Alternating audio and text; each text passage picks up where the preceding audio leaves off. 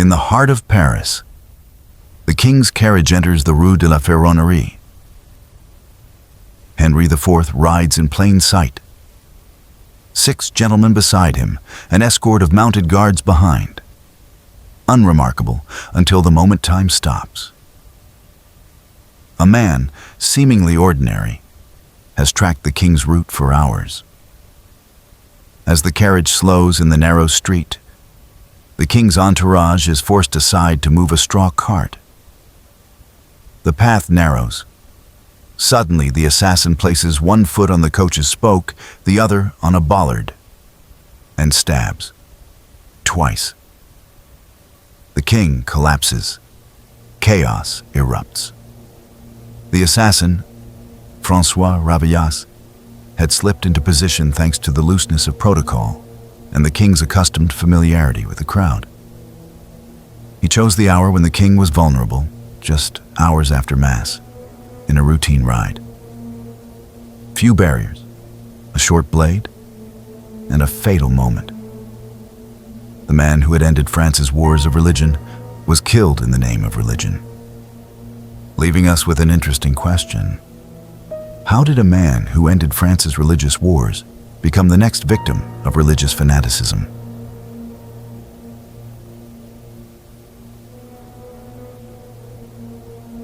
Henry of Navarre was born on December 13, 1553, into a France divided by decades of religious wars.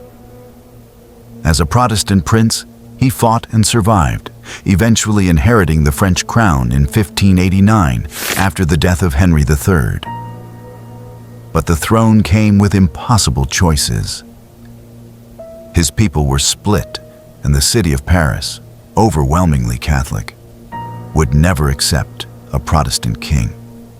Henry's answer was pragmatic. In 1593, he converted to Catholicism, famously declaring that Paris is worth a Mass, and he sought to end the bloodshed. In 1598, he issued the Edict of Nantes, granting limited toleration to Protestants, a bold compromise to stitch his fractured kingdom together. For a time, it seemed France might finally breathe. Henry rebuilt bridges, repaired roads, stabilized the economy, a king of vision and peace. But in his triumph, his enemies watched, waiting for the moment when compromise might be punished. Leaving us with an interesting question. Was Henry's peace too fragile, or simply too modern for his time?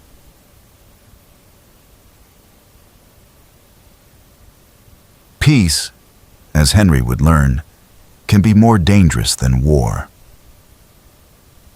His Edict of Nantes, signed in 1598, was revolutionary, granting limited rights to France's Protestants, the Huguenots, after decades of bloodshed. But peace threatened powerful interests that had thrived in chaos. The Catholic League, led by men like the Duke of Mayenne, had once dominated France in the name of faith. To them, Henry's leniency toward Protestants was not forgiveness. It was heresy. Even though Henry himself had converted to Catholicism in 1593, declaring that Paris is well worth a Mass, hardliners never truly accepted him as one of their own. At court, ambitious nobles grumbled that the king's reforms stripped them of influence. Henry's chief minister, Maximilien de Bethune, Duke of Sully, a Huguenot, had restructured France's finances, cutting corruption, reducing noble privileges, and strengthening royal control. Under Henry, roads were rebuilt, taxes stabilized, and the crown, not the aristocracy, began to dictate France's destiny. But every coin saved and every favor denied became another spark of resentment. Abroad, the Spanish Habsburgs viewed Henry's growing power with unease. France, newly united and prosperous, threatened their dominance in Europe. By 1610, Henry was preparing for war, this time not to divide France, but to curb Spain's reach in the Low Countries. To the fanatics, this was the final proof of his betrayal. A Catholic king about to wage war against other Catholics. To the nobles, it was the prelude to another costly conflict.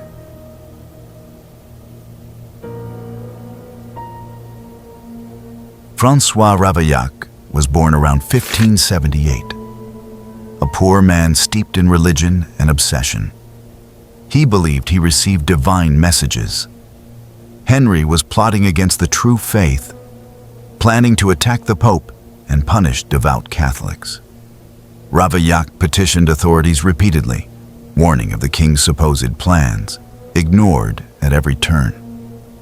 His fanaticism escalated until the only solution, in his mind, was murder. He was not motivated by politics, wealth, or revenge, but by faith, an unyielding, distorted vision of divine duty. In Ravaillac, we see a mirror of the very wars Henry had ended. Belief, untempered by reason, claiming a life in the name of God.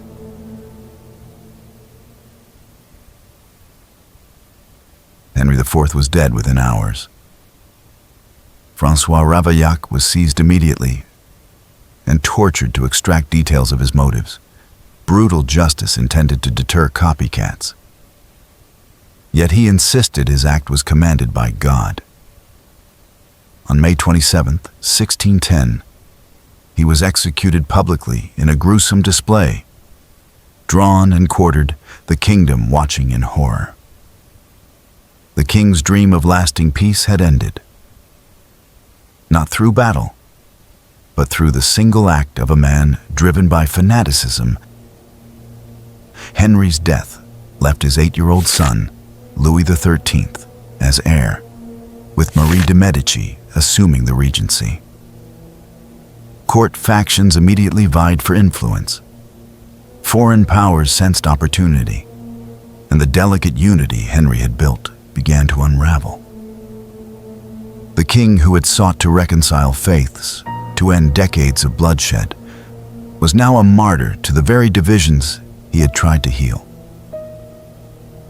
Henry IV ended France's religious wars, but he could not end the fanaticism that had fueled them. François Ravaillac acted alone, yet he was a product of centuries of violence and obsession. In killing the king, he symbolically continued the conflict Henry had tried to end. Peace, in a world forged by faith and blood, remained fragile.